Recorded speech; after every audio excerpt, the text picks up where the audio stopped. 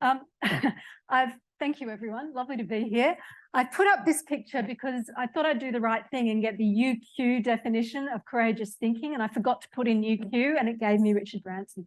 So, and for all I know, if you work for business I don't know, multinational venture capitalist conglomerates, this is courageous thinking. But I thought it was useful to put up because it's a reminder that no matter what you're working in, what discipline you're in, we all need to define these attributes for ourselves. This may indeed be a very good example of courageous thinking for business. I'd need to talk to my business colleagues about that. But all I can do is talk about what it means in terms of social science and where I'm located. But the broader UQ definition is here, that we want graduates to have the ability to critically question, analyse, interpret and evaluate their world and experiences to conceive innovative responses to future challenges.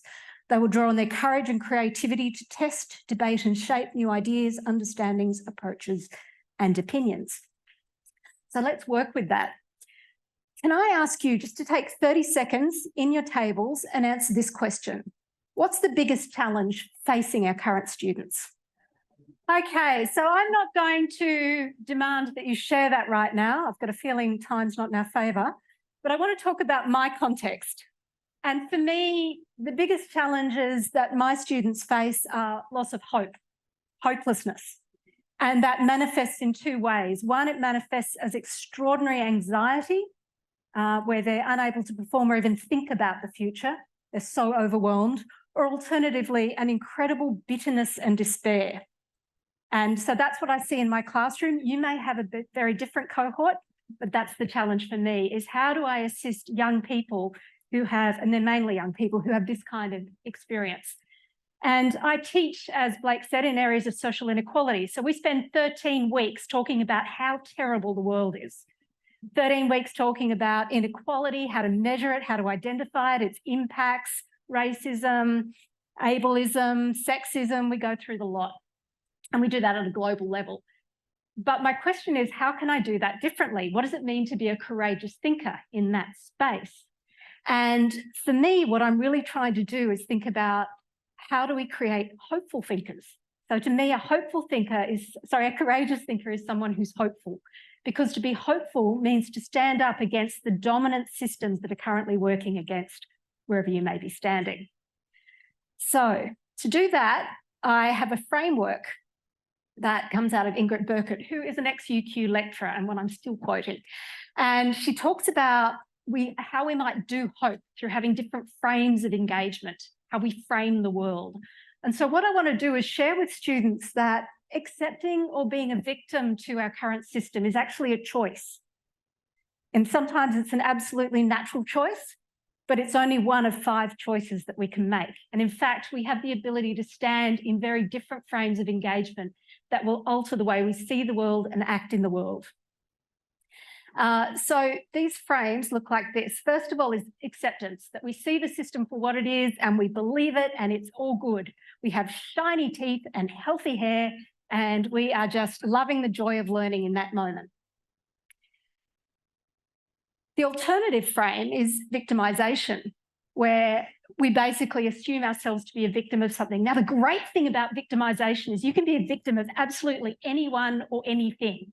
Okay, so I could stand here and say, it's so unfair, the university promotion system doesn't work in my favour because I'm teaching focused, or I could say I'm a victim of the university because my workload is unsustainable, or I'm a victim of the university because tertiary education isn't valued in the country. I can go on. So this is a really easy place to be, and it's often where people will land. And I think it's important to wallow here. I've done a lot of wallowing in my life. I recommend it.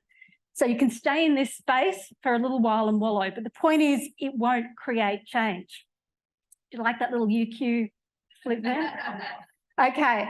So what we want is an alternative framework of something other than just accepting or being a victim. And they look like this. The first one is engagement. We can actually engage with a system. So, and the great thing is it works for students or staff. So as students, I talk about how they can, whether it's have a say, join a student-staff partnership, whether it's get involved in clubs or societies. And this speaks very much to what Michael was talking about in terms of how do we build identity. So being engaged is one of the ways we build identity, whether we join the HEA circle, whether, you know, we join working parties. These are the things we do to try and change the system from inside. Secondly, we can oppose it. We can go on strike, we can march, we can carry placards, we can rally. And I've also done a lot of this and recommend it totally. The alternative is we can create an alternative system, what we call a parallel system. And often these are systems that are small scale. So we're not looking to take over the world. What we're looking to do is demonstrate that something else is possible. So if I think about the food system, for example, a lot of people create alternative food systems or their own sustainable systems. In university, this is one example, the Brisbane Free University. I don't know if any of you know about this. So it's a group of people who run a university in car parks and public buildings in Brisbane. And they basically have set up a system whereby they have no money and the people just come and share their knowledge. They might be philosophy graduates sharing their knowledge of philosophy, or food systems thinkers thinking about food systems. There's no accreditation, so it's very much about learning. But the point is, this is an alternative structure. Many of my colleagues have actually left the uni and set themselves up as cooperatives and run workshops and run alternative education processes, and good luck to them.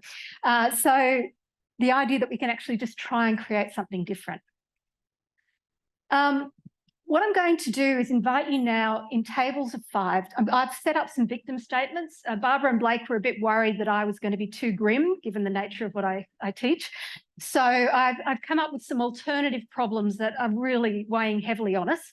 And I'm asking you to think about how you might respond to these in 3 active frames, either to engage with them, either to oppose them, or what you might create as a parallel system. Okay, and we're just going to spend a few minutes talking about them. So I've come up with these ones, but you're welcome to substitute your own. So it might be, I struggle with the lack of oat milk in my latte at the local cafe.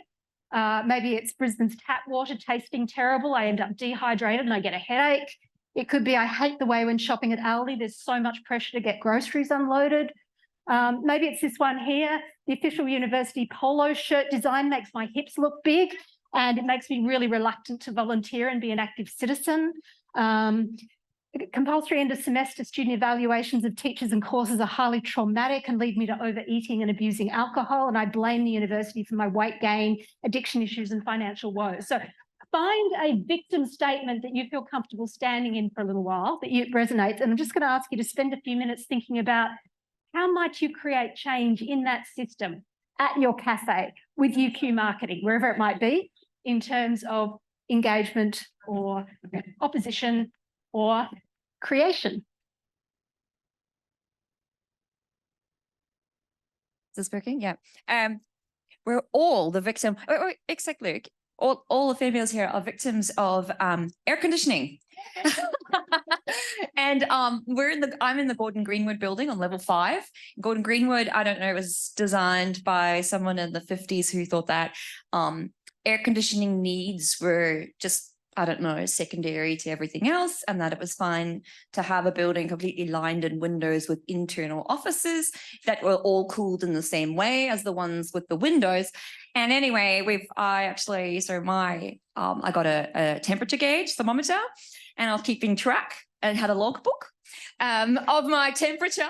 And then when I contacted health and safety and I showed them that my stats were that my office is 14 degrees, then they came with I sought external validation, and they came with this thermometer thingy, this radar thing, and came in at different times of the day to externally validate my logbook keeping of my thermometer, and then admitted that I was correct. Which was very validating and was very hope-inducing. That was false. They then told me they can't do anything about it and suggested that I get scarves. So it has now gotten to the point where we've embraced this as a culture on level 5 in the Gordon Greenwood building, and I'm frequently gifted scarves, and I gift people scarves, and we have now got a culture of scarf wearing and gifting in level 5 at the Gordon Greenwood building. Thank you. I'm not quite sure which one. Well, I guess it fits into opposition and then co-creation of an alternative system. Yes, beautiful. Beautiful, thank you. Yeah, so we went with number 7. The polo shirt makes my hips and gut look too big. So for engagement, we thought we could stretch it over a chair. For opposition, we could print out a protest letter and pin it to the back and the front of the shirt. Nice. And for create, we could make our own fantastic polo shirt design. Excellent, thank you, Chris. Perfect. Thanks, Chris. One more. Any other issues that were discussed? Didn't resonate? Okay. Thanks, Anne. So for opposition, we thought we would cancel all classes or we would sit outside in the sun. Okay. Very nice. Thank But you. our creativity one was fairly similar. Excellent. Thank you so much. Okay, so my point is obviously when I'm talking with my students, I'm dealing with slightly more significant issues. We're talking about unemployment and housing and crisis of the economy, climate change. But the systems are still the same. It's still dealing with systems. So how do we assist students to move from hopelessness to acknowledging their own agency and, even more important, acknowledging their privilege? So I don't care what inequality students have to deal with. The fact that they're here at UQ means they are also standing in spaces of privilege. So how do we get them to work from that? Because the thinking of people like Kathy Jenny is that the more privilege we have, the greater our moral imperative is to act against oppressive systems. So that's what I think courageous thinking means in the social science. I'll leave it to you to decide whether it means something else. And I wish you all glittery unicorns.